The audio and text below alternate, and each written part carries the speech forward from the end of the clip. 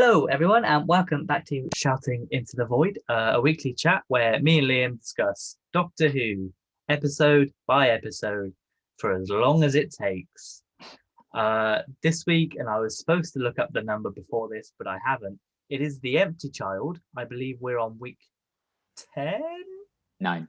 Oh, I'm always a So week out. close. I'm a So week out, close. always a week out. Episode 9, The Empty Child, which is the first of a two-parter.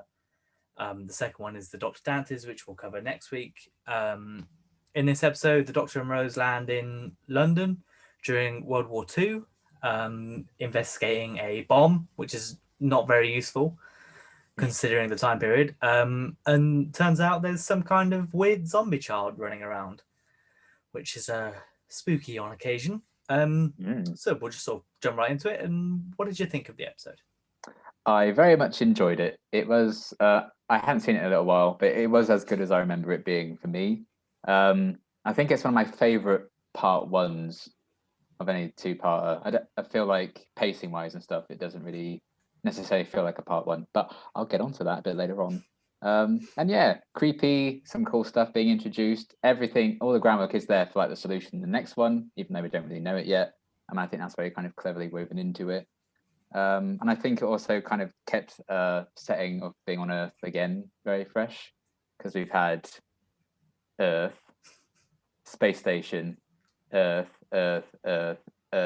space station, Earth, and then Earth again here. But I think they kind of atmospherically they made it quite different and interesting. So yeah, very much enjoyed it. And don't forget those two space stations are above Earth as well. Well, I was trying to not say that to make it sound more exciting. But yeah, and even in the start of this episode, the Doctor's like, "Oh, how many days have you got to go without running into Earth?" And I'm like, But yeah, it is on Earth. I thought it was fine. I don't know. I was watching it. Here we go. I didn't hate it. I enjoyed a lot of it. But I think it's gonna for me. This is gonna be one where I prefer the second half. Like I said to you before, I had to think hard about my negatives. So it's not like I was like writing a full list of things that are wrong. I've got some nitpicks, but those aren't things that ruin it, and I've got plenty of things that make it good. But it wasn't one of those things where I was like, yeah, I'd recommend this as the first episode somebody watches, which is fine. An episode of Doctor Who can just be good. It doesn't have to be the best thing or the worst thing. And for plus, this has been probably one of the most discussed stories in Doctor Who history. So I think it's very oversaturated by this point. So if we were doing this 10 years ago, we'd probably be saying completely different things. Yeah. And we'll come on to more of those episodes as we get on, especially towards the end of David Tennant's run, I think. But yeah, for me, it was just good. So on that note, what did you find good about it? The child. Yeah. I thought very creepy, different, interesting kind of threat. Getting child actors and everything is always a risk in any TV show. So it makes sense that they would kill the child and put a gas mask over it and get a creepy voice actor to do the voice so the child doesn't have to do quite so much. And yeah, I think there's more subtle frights from it. I don't think it was like jump scare. This is a scary episode. I think the way it was shot, like the first time you see it, and it's kind of backlit by that big light when it's on the roof. I thought that was really creepy. The fact that the Doctor has no clue what's going on and what this thing is also kind of cool. Like he doesn't know what's going on. So I think that in a way is kind of a bit scary because he's also out of his depth. And yeah, I think out of some of the villains we've had so far, this is one of the more unique ideas. And I think it's very, very creepy. Yeah, I mean, I definitely think that there are certain points in this where I'm like, oh, that's a bit towards, especially towards the end of the episode. I'm like, that is horrifying. But overall, a lot of people say that this is like their scariest episode of Doctor Who. For me, I don't know what it is, but I've never sort of found it scary. I mean, I might have when I was super young. But I've never been behind the sofa scared. Yeah, but I do recognize there are some spooky elements to it, but a couple of that's going to come onto my negatives later on as some kind of nitpicks. Okay. But yeah, the child is definitely a positive for this. He's a very unique alien, and it's one of those ones where you literally couldn't bring it back Like, there is no way you could bring back this monster. It's unique to this episode and should always be unique to this episode. Yeah. Which is a big positive, because we don't get many of them anymore. Because virtually everything is an alien or a creature that can come back. But, so they can save money on costumes. Yep. But yeah, so my first bit, and I mean, I don't know where he sits for you, but it's Captain Jack Harkness. Oh, I'm shocked to my core. Yes, naturally throughout the whole, we've been watching Doctor Who for years, and Captain Jack is probably my favourite companion at the very least. One of my favourite characters overall. And yeah, I think his introduction in this basically sums him up perfectly. He is a charming, self-centered con man, and he basically, although he does go through some character development, he is still a charming con man throughout his time in Doctor Who. And that's his core. And I think this episode really introduces him. It puts him as the better version of the Doctor at the start, where he's like scanning for alien tech, and he's got all this high tech, he's got a proper looking spaceship. Something that Rose is sort of complaining about, like, oh, why don't you scan for stuff? So he's presented as this better version, this more realistic version of the Doctor, I guess. Yeah. And like, his first lines in the whole of the show is "excellent bottom." Excellent bottom. And even then, it's like that, because he's not openly gay in this episode at the very least, but it hints towards his sexuality, at least, because he flirts with the commander, and the commander, to be fair, flirts back. Yeah. And I think he's the first LGBT character in the show, which is good, which is really good for the show, especially in 2005. And that just comes more and more into play later, with more and more appearances of him throughout the show and his own show. But yeah, I think he was a solid character in this. It introduced him very well. He was basically the better Doctor in this episode. We see the turn in the next episode, and we sort of see it towards the end of this as well. Certainly from Rose's point of view. I think this is like, if she pictured a time traveler before she met the Doctor, this would be who she pictured. He's the cliche time traveler, or that's what he's presenting to them, a cliche time traveler, before he turns on his con. But it's good. It's also strange that technically all of this is his fault, yet he's never treated as the bad guy. He's never the villain. He like killed the child, right? Yeah. He parked it. Yeah. On the child. I'm sure he'll never kill any more children. Ooh. Especially not one related to him. That never clicked with me until I watched this episode. I was like, he killed the child. Yeah. But obviously he doesn't know that he did it, and he's never really treated as, he's not treated as the villain of the piece. He's just sort of like, whoops, it could happen to anyone, because as he said, it's an ambulance. In theory, it shouldn't have killed anyone, because it should have fixed them. But ironic death. But yes, that's my first positive of the episode. What's your next? The pacing. Well, I talked about it a bit. I thought this episode flew by. I mean, granted, it was like just over 40 minutes. But for a part one, I feel like it really didn't feel like it was dragging. I feel like there are a lot of revelations and twists and turns that I think some stories would just completely save until part two. I think it helps introducing a character like Jack, helps split things up, keep some new fresh material in it. And yeah, I'm just kind of comparing it to Aliens of London, which for me felt a bit more dragged out, just waiting for like some big reveals and twists. But I think this one was definitely better paced as like a part one. So yes, thoroughly enjoyable 40 minutes. Yeah, I think when it comes to pacing, if we look at the long game, that's an episode where you can look at how bad the pacing is, and you see Adam's side story in that is nothing, but then you see Rose and Jack's in this, and it actually helps progress the main story along properly. It's not just there.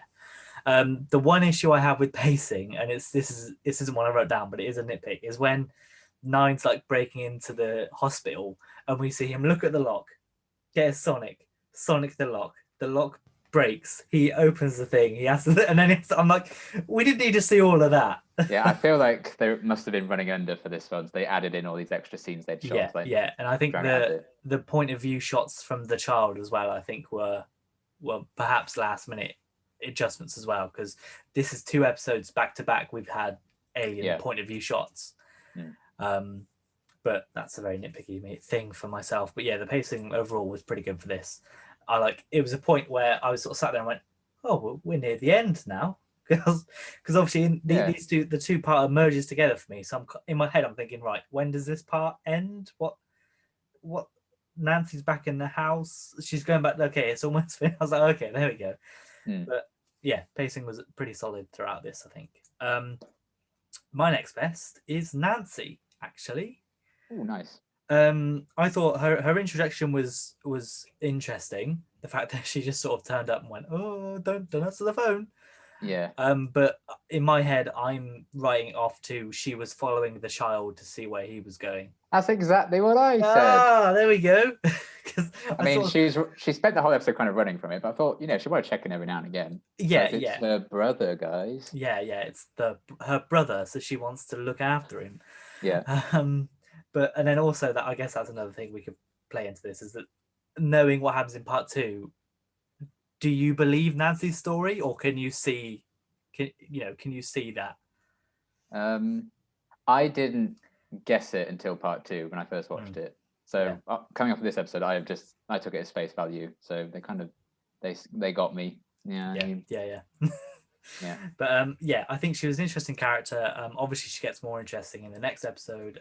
But just the whole fact that she's sort of got this gaggle of children that she tries to feed every time there's a bomb bomb raid going on. It's like, this seems safe. There's a reason.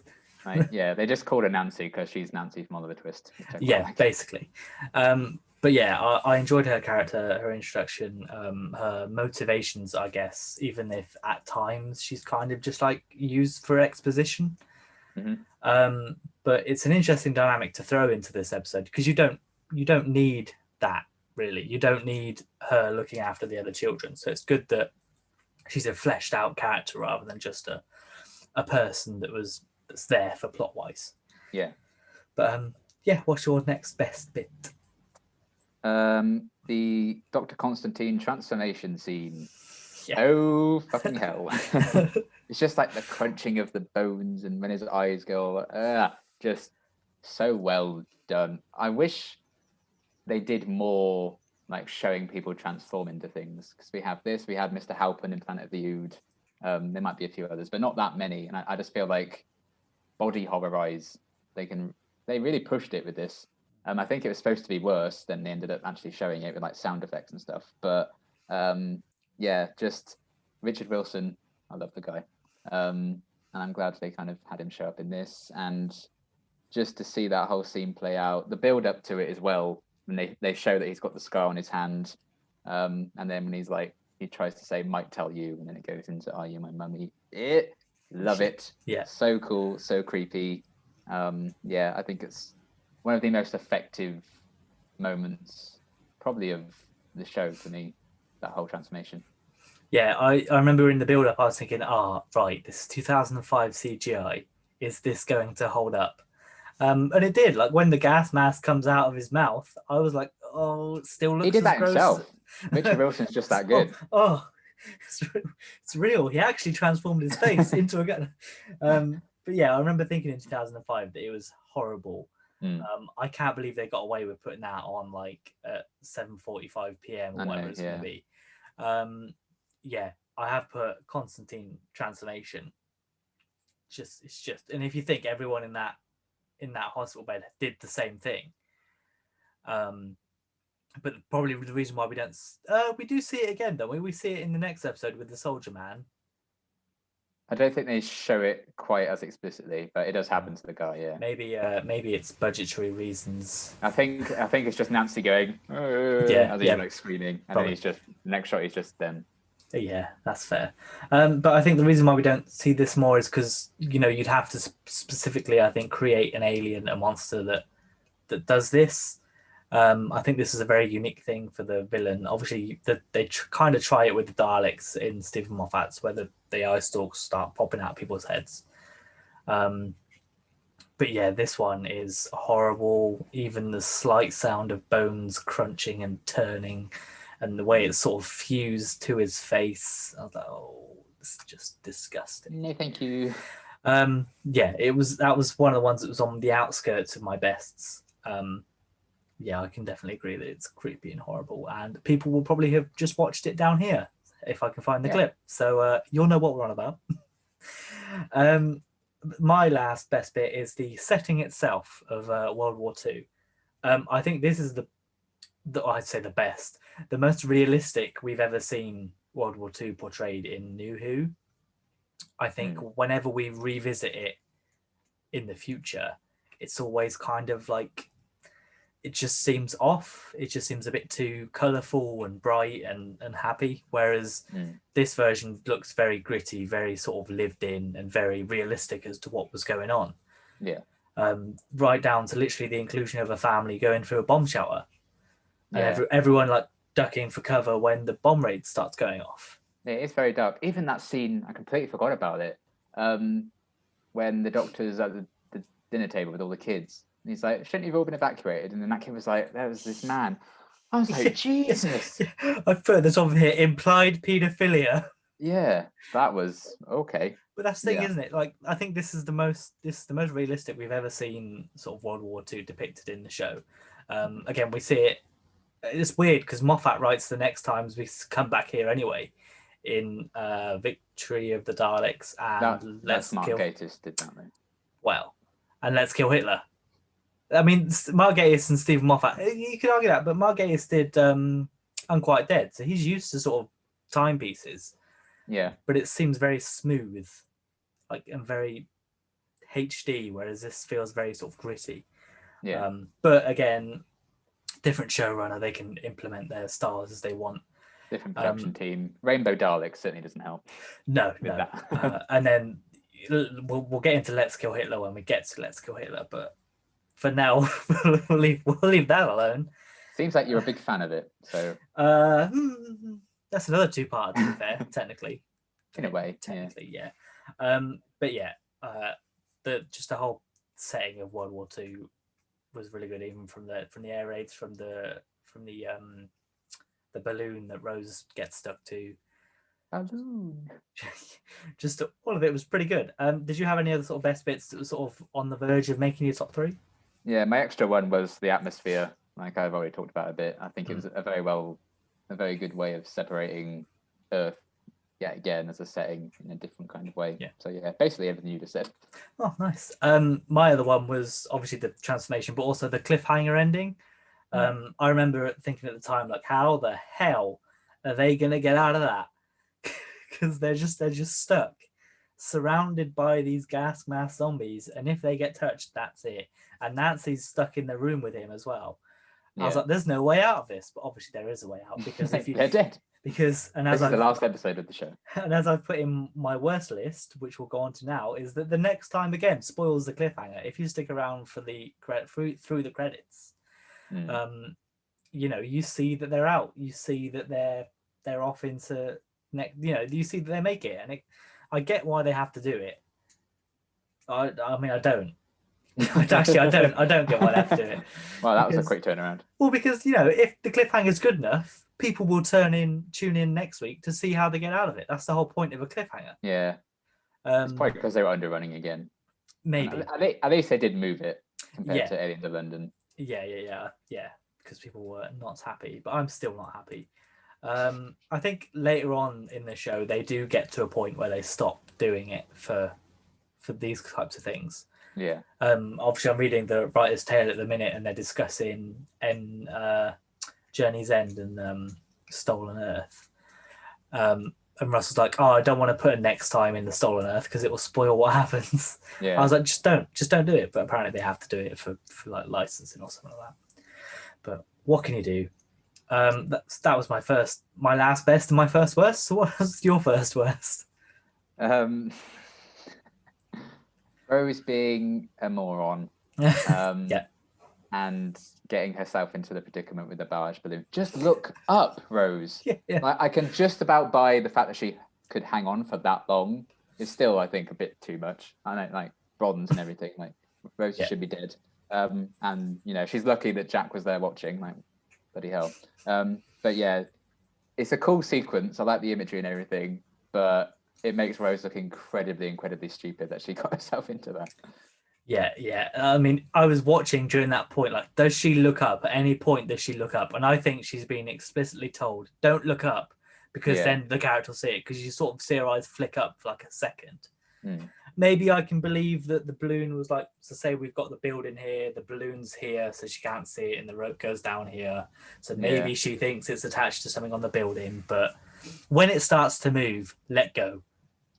Yeah, she had time to let go of that. Yeah, you weren't that tall. You weren't that high off the ground. Just let go. Whatever you fall from here will not hurt as much as you falling from it later on. Yeah, just don't land on the child, because then you get turned into a gas mask zombie. Yes, but yeah, these are all nitpicks, but that was kind of the one I was like, come on, Rose. Yeah. And I think sort of my next worst is there were moments where I felt the plot was forced to move on. That was one of them, where, Rose and the balloon. The other one was, the phone as well, I guess. Like when it's all, and then Nancy disappears, and I'm like, how? And then the child disappears as well when he's knocking on the door. And that was weird. Like, that's actually what he wanted. He lets him in and he's gone. I thought that was strange. Yeah. So I think there's weird moments in here where it's kind of like, right, I'm done with this scene now. We need to get on to the next scene. We're just going to have something happen so that it moves us along. Even like the Ninth Doctor pulls out some binoculars to look at the building. I'm like, where'd they come from? We never see them again. Never at all. And especially considering this is like a less quirky Doctor, I guess, because you can accept it like in the future with 10 and 11 when they're like, oh, I have massive pockets and I have all these things. But for this Doctor that supposedly only got a screwdriver and psychic paper, he then comes out with some binoculars that can zoom in. But he probably had him on the TARDIS. Yeah, maybe. He wants to look for the thing, so he's getting some binoculars. Yeah. But I think there was just moments in this where it was either weird character choices or some sort of forced ways to move the plot forward. Yeah. But again, everything is a way to make the plot go forwards. That's what it is. It'd be a bit rubbish if nothing did happen. So. Yeah. So that's another sort of nitpick for myself. Never mind. What was your next worst? My next nitpick. It's a very funny gag, but there's no way in hell Nancy and the kids did not see the Doctor pull up a chair, join at the table. Like, there's literally a whole other ass chair there. It's not like there was an empty chair for him to sit in. Like, he just pulled up I was like, it's very funny. I like the reveal of it, but no. No, I know. And I think that's something that Moffat gets a bit more stick for in his own show running things, is where things just sort of happen without any recognition of, hey, hang on a minute, how did they do that? How did that happen? And my next nitpick was going to be, apparently it's pretty easy to find people in London. 9 just shows up when Nancy's hiding something away, and then she's like, how did you find me? And he went, oh, I've got a good sense of direction. I'm like, is that it? That's it. Yeah. And then, but to be fair, I do like when she's like, oh, is that why it's so? Like, so what? And he's like, and your ears, like, what? I like that. The dialogue in it is good, but and it sort of ties in with moving the plot forward. It's like, how do they just appear in these places? It makes sense with Jack and Rose to find the Doctor because he's scanning for the alien tech. Yeah. The whole point is that the Doctor isn't scanning for stuff. He's just sort of going off where he thinks he should go. So unless he's like literally got some superpower that lets him track people, there's no way he shouldn't. London is a big place. I don't know if you've ever been, but it's a big place. I mean, we've been together, so. Exactly. Even in World War II, it's a big place. And it's really dark. Yeah, and it's dark because all the lights have been put out on purpose. But that's just fine. It's just what I think. I like how we get more passionate about the nitpicks than we do legit criticisms in the show. But it's fine. At least it's good, that, I guess. But yeah, that's my major thing, I guess, is that it's just too easy for him to move around. But never mind. My sort of next worst is that sometimes it was kind of like trying to make it too spooky. Again, with the forced plot advancement, again, why didn't the child go in through the door? Like, it's open up and it's a big loud music thing. There's nothing there. I'm like, that's a forced kind of jump scare. Even when Nancy disappears in the alley after the doctor turns around and there's a big music spike, that's another sort of bit where it's like, oh, what's going on? Yeah. And I think Moffat does this better in Blink in a couple of seasons' time. He refines it a lot more. But in this one, it's just sort of feels like it's empty and forced. Empty, you say? And I did notice that as well when she was like, "Oh, what's wrong with him? He's empty." What does that mean? Means there's nothing in there. Did you see his eyes? There's nothing in there. But I don't know. Yeah, either way, dialogue very good, but I think the sort of other bits around it might have done with some work, I think. Yeah, it's a bit of style over substance, I think, at times. Yeah, definitely. Have you got any other words? Speaking of style over substance, Jack revealing his open spaceship and then turning Big Ben on, saying, "Come bomb this area," with the big ass clock face lit up, chiming away. Like, if it did it really quickly and turned it off again, fine. But yeah, I thought that was, again, kind of stupid. And it was there so it could have like a romantic dance and all that. Like, the shot of them, the Big Ben face behind them is all very well and good, but it doesn't make sense to do that. It was very stupid. And to be fair, I really like Jack's ship. Like, even as a kid, I was like, that is such a cool spaceship. If I could have a spaceship, I'd have that one. Yeah, it's cool. But yeah, throughout that whole thing, when they were like dancing in front of me, I was like, turn off the clock. Don't care these ships out, but they can see you. Yeah. Everyone can see you. But yeah, there are moments where I'm sort of like, I need some more explanation, maybe. But they explained the important things that help move things along, like the nanogenes, fixing Rose's hands. And one thing I will also say, I didn't put it as a negative because they might explain it in the next part. Like, the fact that the child can like point in closed doors and stuff. I feel like they do explain why he can do all this kind of stuff, but I'm saving it until the next part, because if it doesn't get explained, then I'll be like, yeah. I have a feeling they might do when I'm pretty sure they do explain it. But... yeah, when they're trapped in like the broom cupboard, I think they might. Yeah. But yeah, I let that slide as well. I was like, because I was so tempted to write, how does he make the TARDIS cool? But instead I put the monkey clapping and saying mummy is creepy. Mummy. But it's like, I was like, no, oh my God, please stop. Those monkeys are creepy as it is. And then when they say mummy. Exactly. Yeah, like I said, to be fair, I had to really nitpick with my worst bits. Yeah, just because, I enjoyed the episode a fair bit. There was really good moments. Again, the Ninth Doctor is still one of the best bits of this show. Mm-hmm. Even in this, he has some proper good lines. Again, when he's at the dinner table and he's sort of interacting with the kids, even when he's trying to speak to the child, it's kind of like he's purposefully changing his attitude to try and calm and reassure these children. I love the bit when they think he's a stand-up comedian. He's just asking for information and he realizes he's in Model 2. I love his face when he's like, oh, for God's sake. Yeah, and he's like, oh, of course it is. Because again, like, and I think at that point as well, he knows that if he'd just scanned, he'd have seen that this was like 1941 and going into a place and asking, have there been any bombs falling? Would have been a stupid question. I also like the fact that when he drew the like the Chula warship design, it just looked terrible. I couldn't tell you what that was. And there's a really serious cut to Nancy being like, oh, I recognize that. And it's just like, it's just an oval. No flags, no blondes, go. All right then.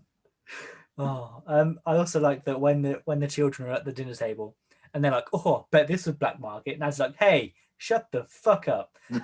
We are guests in these. I'm like, you're stealing their food.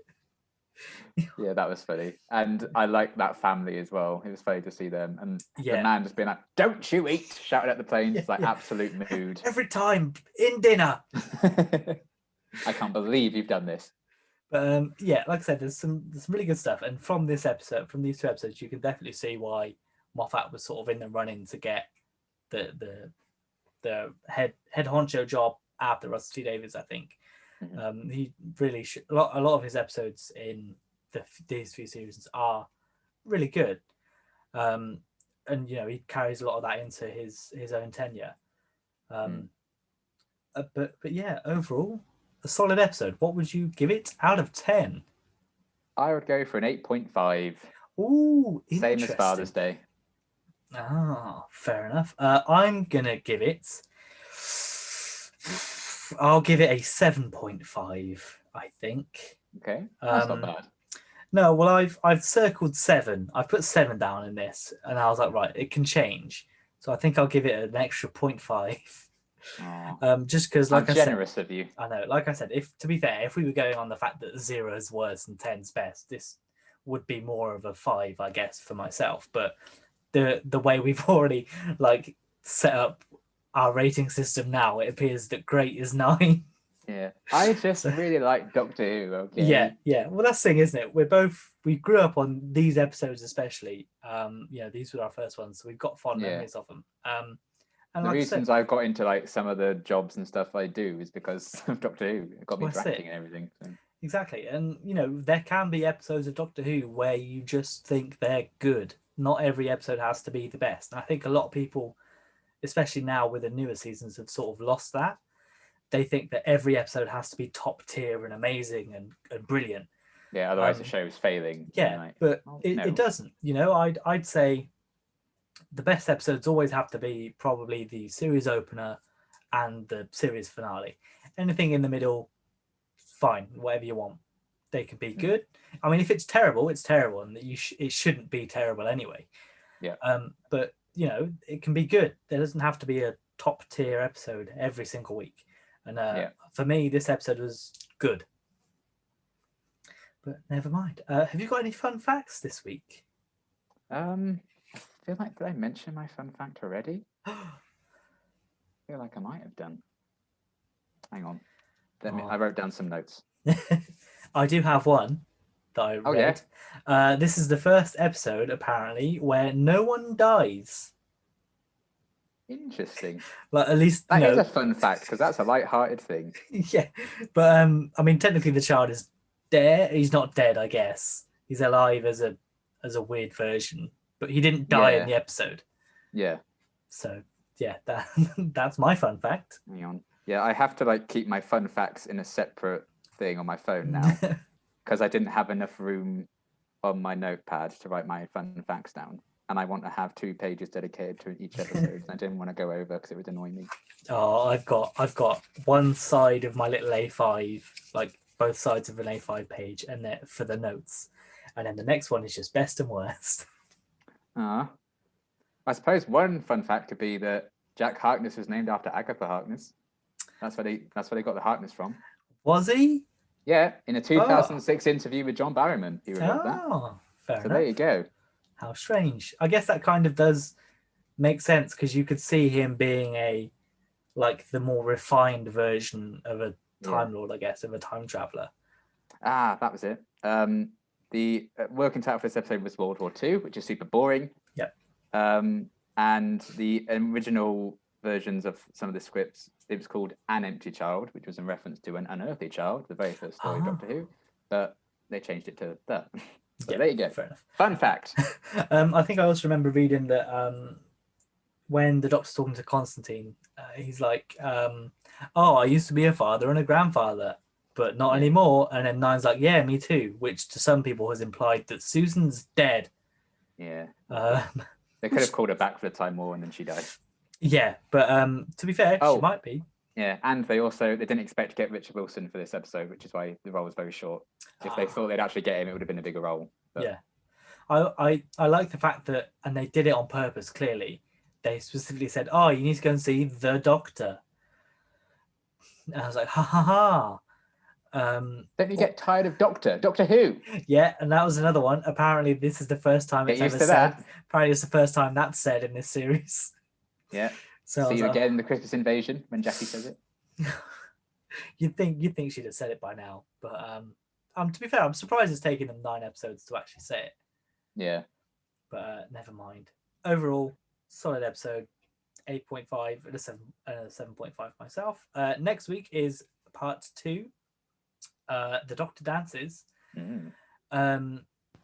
Which, to be fair, it might sound like a strange title, but it makes sense. Yes. Kinda when you watch the episode. Yes. And yeah, it just sees how we get the cliffhanger. It sees how it all resolves, as a second part does. I remember absolutely loving the solution to the cliffhanger. I think it's bloody brilliant. Yeah, I think I can't wait for the banana gag. Yeah. Completely forgot. Yeah, I think part 2 will be higher for me, I think, or it could be exactly the same. But I remember liking part 2 more than I liked part 1, especially because I know that sort of part 2 kind of leads into my love for the end of this series, which is just the last three episodes of series 1. I just adore all of them. We're so close to the episode, Connor. We're so close.